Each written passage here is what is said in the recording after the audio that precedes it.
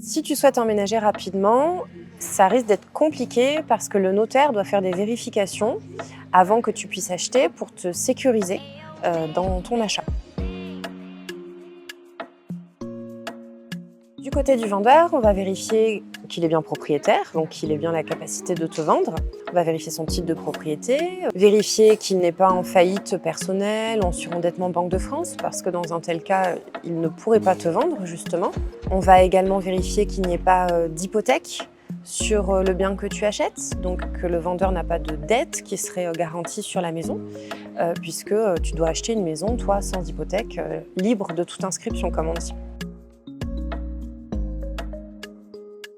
Du côté de l'acquéreur, nous devons vérifier bien sûr le financement, que l'acquéreur n'est pas en faillite personnelle ou surendettement Banque de France, parce que dans un tel cas, il pourrait avoir le financement par des fonds propres, des donations, des héritages, mais pour autant, dans un tel cas, on déconseillera l'achat en nom propre. Et du côté du bien immobilier, on va vérifier plusieurs choses également. On va vérifier qu'il n'y a pas d'hypothèque, bien sûr, sur le bien que tu achètes. On va vérifier également la situation au niveau de l'urbanisme, qu'il n'y a pas d'arrêté de péril sur le bâtiment, qu'il n'y a pas de servitude qui rendrait le bien immobilier inhabitable, enfin voilà, qu'il n'y ait rien de particulier qui t'empêcherait de vivre décemment dans le bien immobilier. Et on va vérifier également s'il existe un droit de préemption de la mairie, puisque dans certains cas, les collectivités ont la possibilité d'acheter en priorité le bien que toi-même tu souhaites acheter.